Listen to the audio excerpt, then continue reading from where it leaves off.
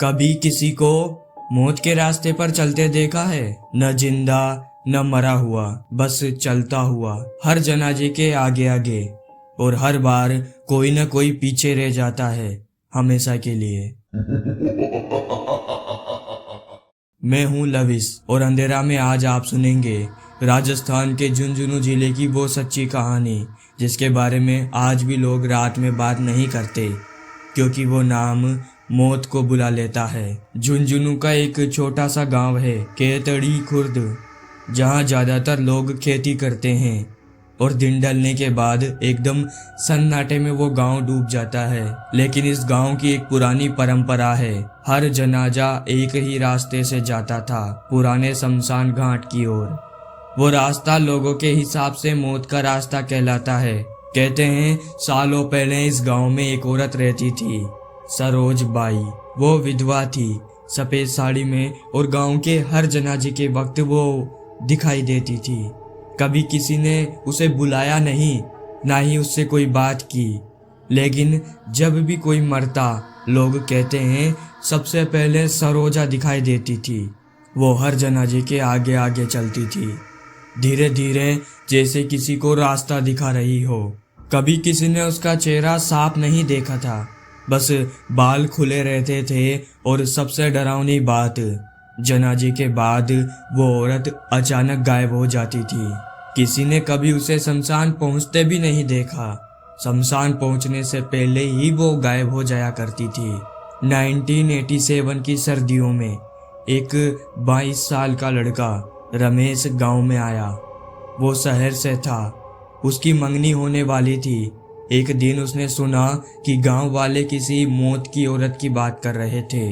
रमेश ने हंसते हुए कहा, भूत वूत कुछ नहीं होते, मैं देखूंगा उसे। 4 दिन बाद सडनली गांव में एक बूढ़े आदमी का जनाजा उठा। रमेश भी देखने गया। गांव के लोग पीछे पीछे थे और आगे बस वो औरत चल रही थी सफेद कपड़ों में। रमेश ने जोर से पुकारा, ओ सुनो, कौन हो तुम? वो औरत नहीं रुकी। रमेश तेज चलने लगा, फिर भागने लगा, और लगभग उस तक पहुंचने ही गया था कि लोगों ने उसे रोका। मत जा बेटा, मत जा। पर उसने कहा, आज देखे बिना नहीं मानूंगा मैं। कौन है ये औरत और हर जनाजे के आगे आगे क्यों चलती है?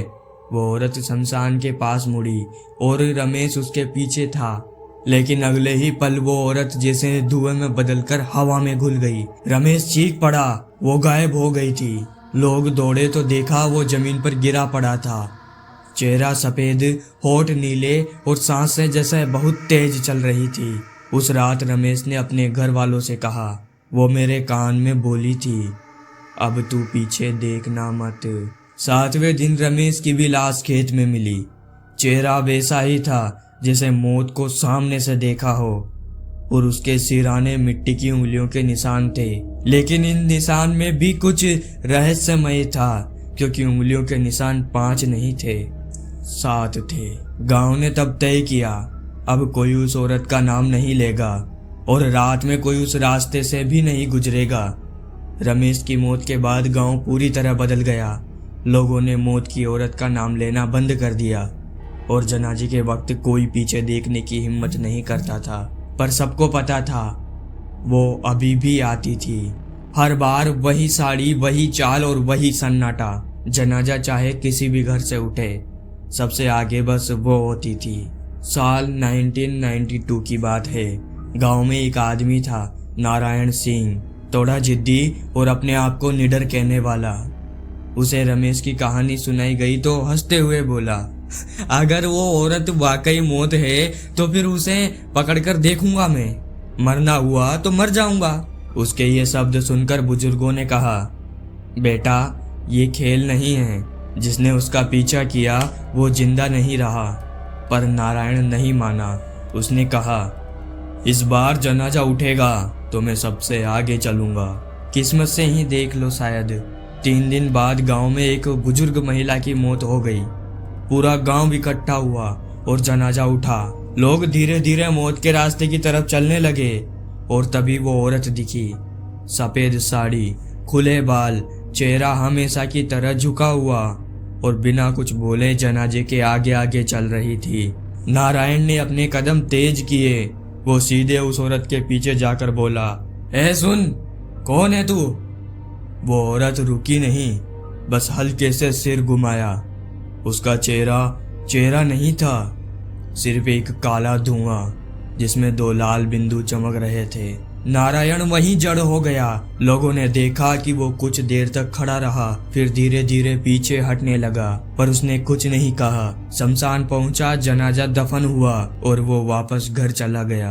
रात को उसके बेटे ने सुना नारायण कमरे में किसी से बात कर रहा था। हाँ, मैं गया था, देख लिया उसे, पर अब वो मुझसे मिलने आएगी।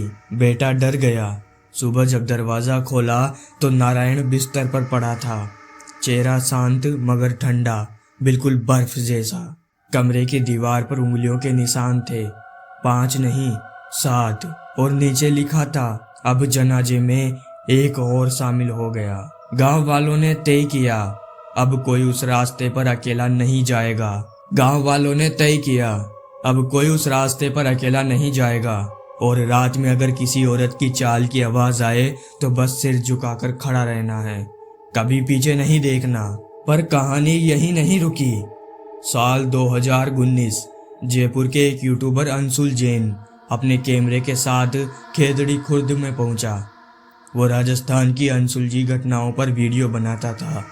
उसे किसी लोकल ने बताया, अगर तू हिम्मत वाला है तो उस जनाजे के रास्ते पर जा, रात को 12 बजे वहां कोई औरत चलती है। अंशुल ने हंसकर जवाब दिया, चलो इस बार मौत की भी रिकॉर्डिंग कर लेते हैं। रात 11:58 पर उसने कैमरा चालू किया, टॉर्च ऑन की और माइक लगाया। सड़क पर सन्नाटा था, हवा तक रुक गई थी। 12:03 पर उसने कैमरे में कहा, मैं अभी उस रास्ते पर हूँ, अगर सच में कुछ है तो सामने आए। अचानक पीछे से आवाज आई, धीमे कदमों की, जैसे कोई बहुत धीरे चल रहा हो। वो पलटा, लेकिन कुछ नहीं। टॉर्च की रोशनी खाली खेतों पर पड़ी, बस हवा में धूल उड़ रही थी। वो फिर आगे बढ़ा। करीब 100 मीटर चलने के बाद कैमरे में कुछ हल्का सा मूवमेंट दिखा, एक सफेद साड़ी झलकी और फिर गायब। अंशुल हंस पड़ा, शायद हवा में कपड़ा उड़ रहा होगा। उसने अपने अंदर डर को नहीं बैठने दिया, लेकिन रिकॉर्डिंग में साफ सुनाई दिया, पीछे मत देखना। वो वहीं पर बेहोश हो जाता है और सुबह गांव वाले उसे लेकर जाते हैं एक हॉस्पिटल में। वहां उसे होश आता है लगभग 3 घंटों के बाद, और फिर वो अपनी ये सारी कहानी उन गांव वालों को सुनाता है। कहते हैं वो औरत किसी की नहीं, मौत की अपनी परछाई है, और झुंझुनू के उस रास्ते पर आज भी हर जनाजे के आगे आगे वो चलती है। अगर तुम अब तक सुन रहे हो तो शायद उस औरत की परछाई तुम्हारे पास से गुजर चुकी है। अंधेरा पर ऐसी ही सच्ची कहानियां आती है हर दूसरे दिन, जहां आवाजें झूठ नहीं बोलती। तो अगर तुम भी अगले जनाजे से पहले सच्चाई सुनना चाहते हो तो चैनल को सब्सक्राइब करो, और हाँ, वो घंटी जरूर दबाना। वीडियो पसंद आई हो तो लाइक कर देना, क्योंकि अगली कहानी शायद तुम्हारे शहर की हो। धन्यवाद, मिलते हैं एक नई कहानी में।